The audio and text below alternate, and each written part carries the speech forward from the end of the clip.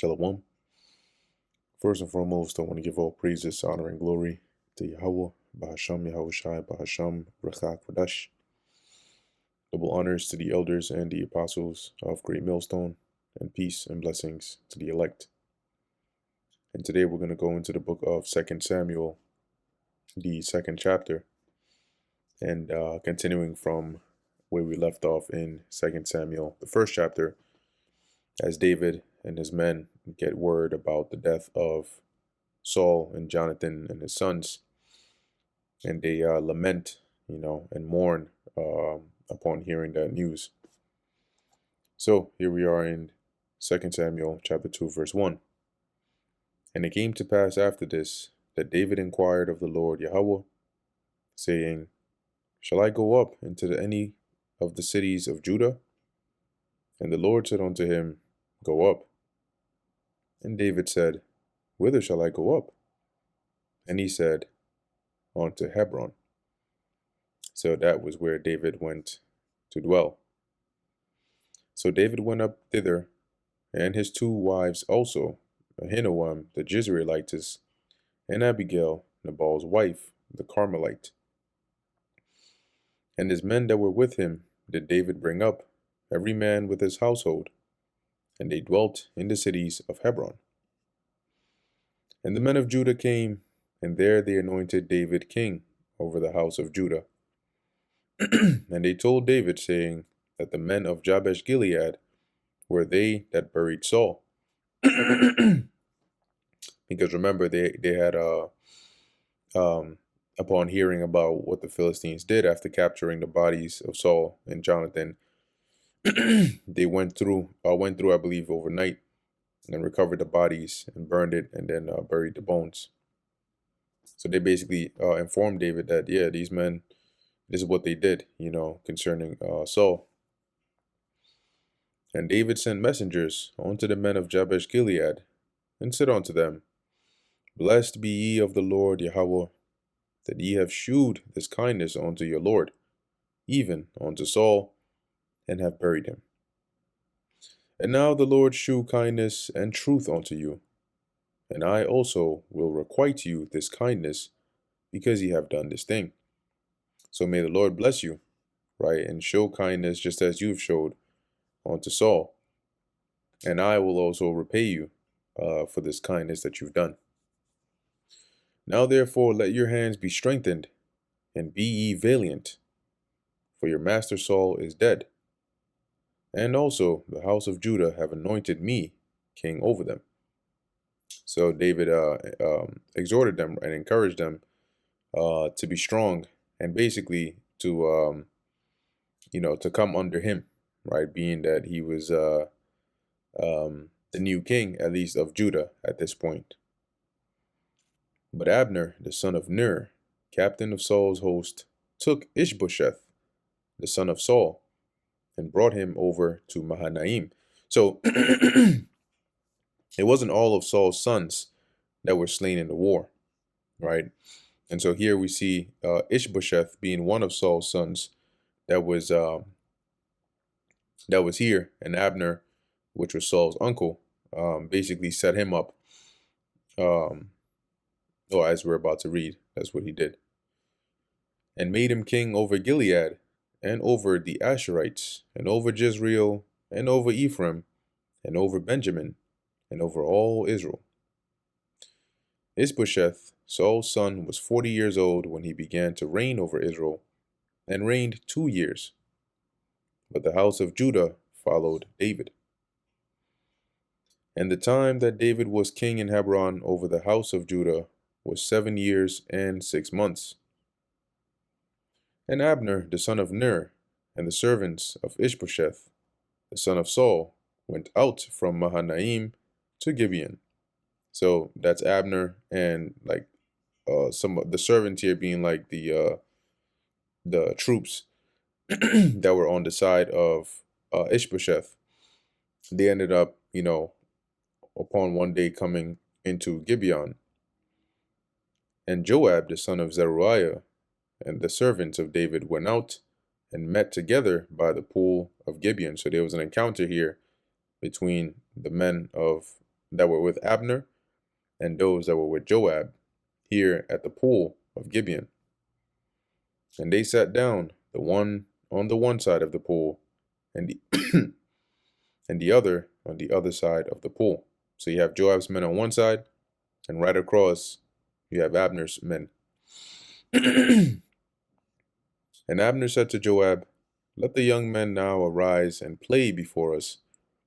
And Joab said, "Let them arise." Now, this playing here doesn't mean they were playing tag with each other, right? Or Hebrew hopscotch. When it says play here, it's first I'll go into that word, and then I'll read it in another translation for more clarity. Shachak, but it says here to mock, laugh, play, sport, jest. But let's go into the lexicon here. And right, so it says here to play, to sport, example as children. It says also used of the play of arms and skirmishes, and arms are weapons. Okay, so their so-called playing was really like you bring your best, a few of your men, right, and a few of mine, and they'll go basically head on with each other. So this is this is like NLT. It says, then Abner suggested to Joab, let's have a few of our warriors fight hand to hand here in front of us. All right, Joab agreed. NIV, then Abner said to Joab, let's have some of the young men get up and fight hand to hand in front of us. All right, let them do it, Joab said. So that's what it meant by play. Then there arose and went over by number 12 of Benjamin, which pertained to Ishbosheth the son of Saul, and 12 of the servants of David. So 12 men from each side. And they caught every one his fellow by the head, and thrust his sword into his fellow's side. So they fell down together. So basically, when they engaged with one another, they just basically like killed each other, right? By way of stabbing. And so they all just died at that point. Wherefore that place was called Helkath Hazurim, which is in Gibeon. And we can actually take a look at what that name means. Helkath Hazurim. Field of Swords, a place near the pool of Gibeon where Ishbosheth's men were killed by David's men under Joab.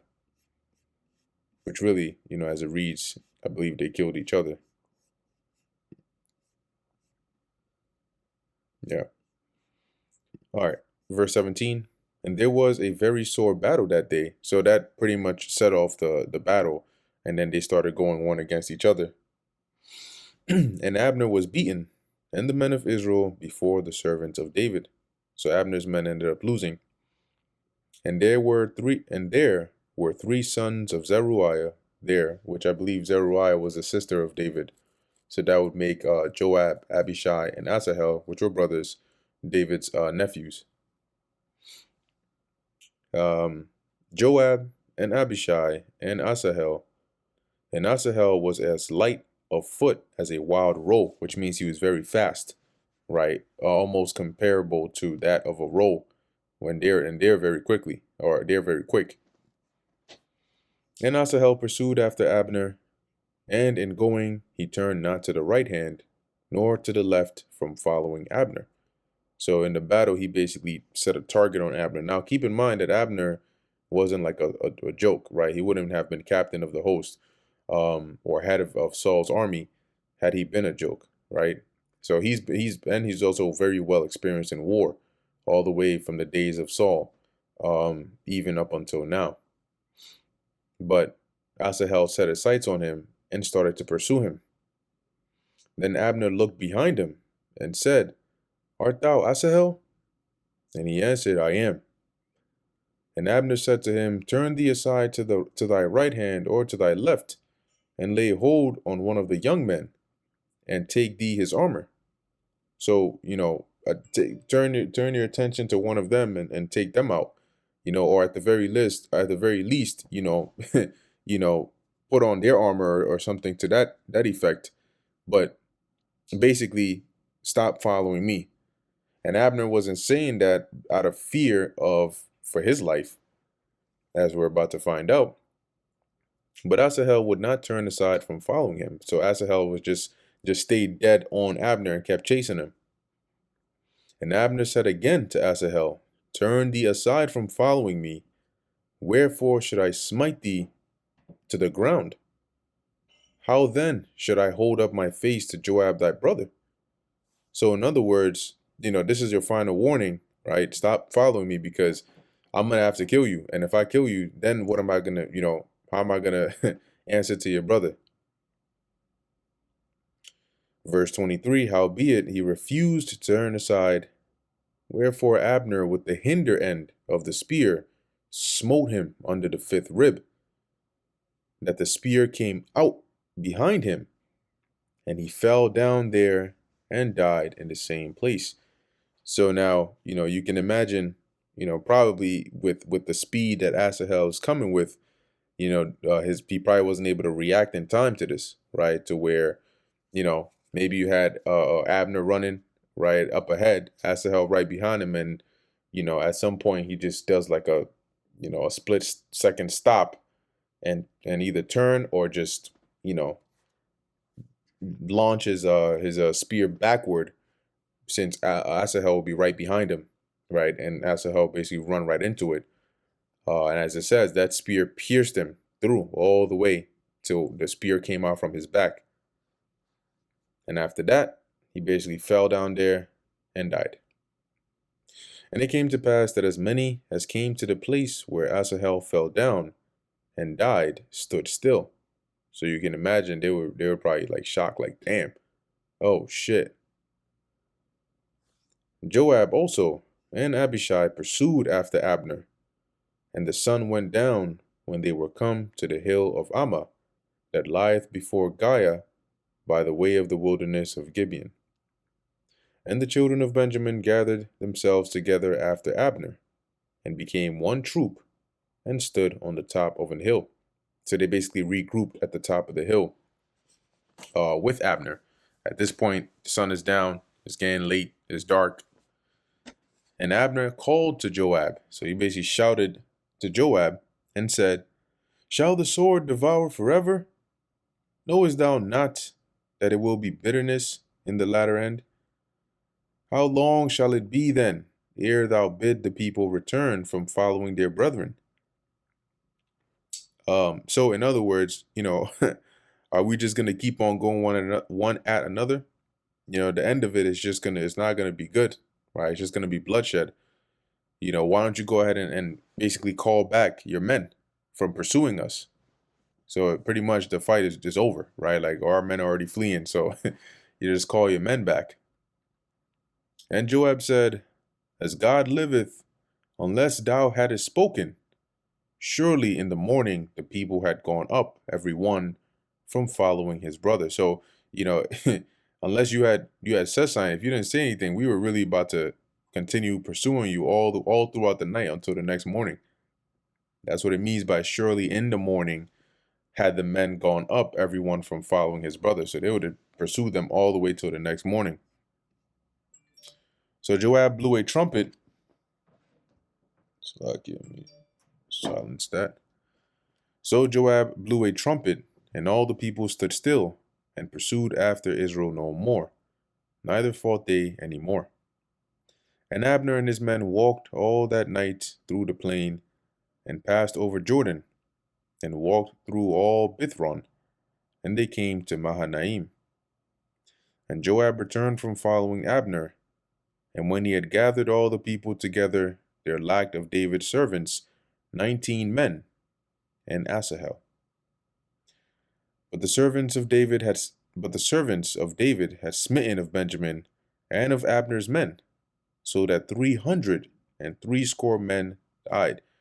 So of Abner's men, they lost 360. But of David, they lost only, 19? And Asahel. And they took up Asahel and buried him in the sepulchre of his father, which was in Bethlehem. And Joab and his men went all night, and they came to Hebron at break of day. And so here we conclude 2 Samuel with the burial of Asahel and the return of Joab and his men back to Hebron, having engaged in this fierce battle with the men of Abner. That brings us to the end of 2 Samuel, the second chapter. Lord willing, this was edifying to the elect. In closing, I want to give all praises, honor, and glory to Yahweh, Bahasham, Yahushai, Bahasham, Rachak, Kodash. And until next time, Shalom.